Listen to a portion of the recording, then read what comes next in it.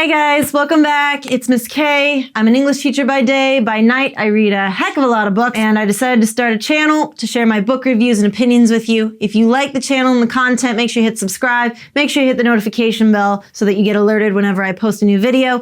Today, we are talking about a book that honestly is a prime example of how writing can either make or break a book, and that is Fighting Destiny by Amelia Hutchins. But first, let's go over the 3 things that you need to have in any piece of literature to make a book successful. There are 3 things we have to remind ourselves in the world of books. 1 is character. If you do not have adequate character development and a character profile from beginning to end of the book, then your characters will be flat, one note, and they will not act like real people. 2 is world building. This is the universe that your characters live in. And the 3rd one can overshadow both of the others if not done correctly. That is style, word choice, and vocabulary. If you don't have the ability to actually say what you want to say, it doesn't matter how good of an idea it is. Doesn't matter how complex character you have. It doesn't matter if the world is the best that's ever been in existence. If you can't say what you want to say, then it doesn't matter. Now let's dig into our book review today, Fighting Destiny by Amelia Hutchins. This book has a lot of great ideas in it, but it is the writing within the book that detracts from the brilliance of those ideas. So when we talk about those 3 things that make any piece of literature work at the beginning of every video, this is an example of number 3, writer's style, vocabulary, tone, word choice, their linguistics, their syntax and sentence structure. It's not there with this book.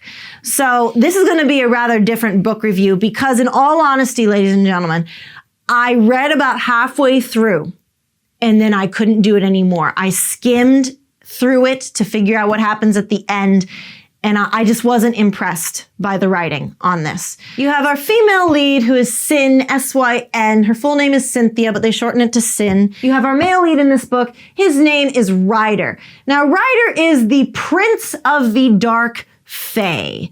Now, if I'm being honest, I didn't exactly know if a fae differed from a fairy or a vampire or what. It turns out they're all in this book. You have faes. There are 2 sects of faes, light fae, dark fae. There's also the horde, which we don't really know what that is. There's vampires, there's fairies, there's humans, there's witches. And no one really understands the differentiation between all of these different types of creatures. And that is the first indication that perhaps there's too many ideas in here and the writer did not organize the ideas effectively to make them work together in a story. And so as the story unfolds, we find that Sin is a very powerful witch. She is part of this guild, which exists in the human world. This is supposedly in present day human time, where all of these fairy tale creatures are treated like celebrities. However, there is a threat and an assassination attempt on the light fae princess's life. That princess is engaged to the dark fae, Ryder. Now, because of Sin's abilities to camouflage herself and turn herself into any person, she becomes the substitute for the light fae princess. However, in the entirety of this book, she never actually used that talent. Everywhere she went as herself, as Sin.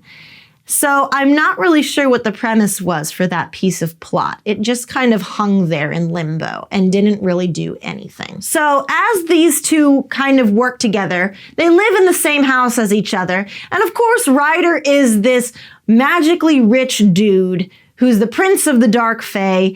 And the writer could go on and on about how he has like 7 different types of sports cars. One's blood red and the other is azure blue, which azure is just another word for blue in a different language. It also goes on and on for about 2 pages on the different clothes that all of the characters are wearing and their hair and makeup when they go to a party. This is what we call in the writer's world unnecessary descriptiveness. It doesn't serve a purpose other than to just tell us what she's wearing. So in that respect, the writing, again, detracts from the overall plot and point of the story. There is very little character growth, if any. Actually, Sin acts the same at the beginning of the book, up to the halfway point when I stopped reading intensely, and when I skimmed through at the end, she's pretty much still the same. Ryder, same way. He hasn't changed at all.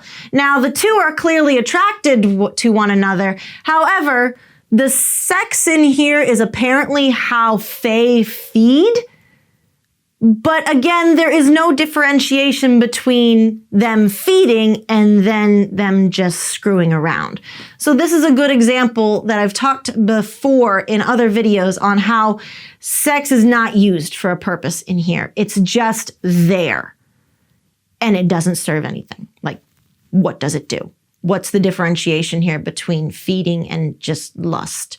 So ultimately, there is very little emotional growth on behalf of either characters either. There's no real relationship that develops. In fact, every time we think we're getting a new piece of plot, the author inserts a new character or a new setting, a new turn of events, without fully examining the previous event that happened and without giving us any answers as to what's going on in the book.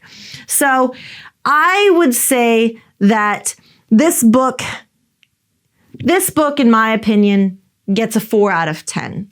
Simply because it's not that the idea is bad. You can have a very decent world with a lot of different creatures in it. We've seen that with the Blood and Ash series that's by Jennifer Armentrout and Laura Thallis' Four Horsemen series. However, I don't think the writer did any character justice on this. There are other books in this series. I will not be reading them because the writing in this case really detracts and it hurts the overall book. For this book, ladies and gentlemen, I would give it a 4 out of 10. I just don't think that the writer did the world building any justice, the characters any justice.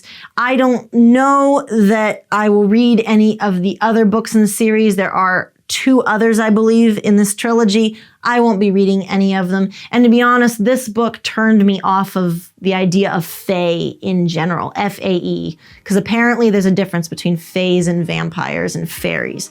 This turned me off of fae entirely. So I won't be reading any other fae books anytime soon. Let me know what you thought of this book.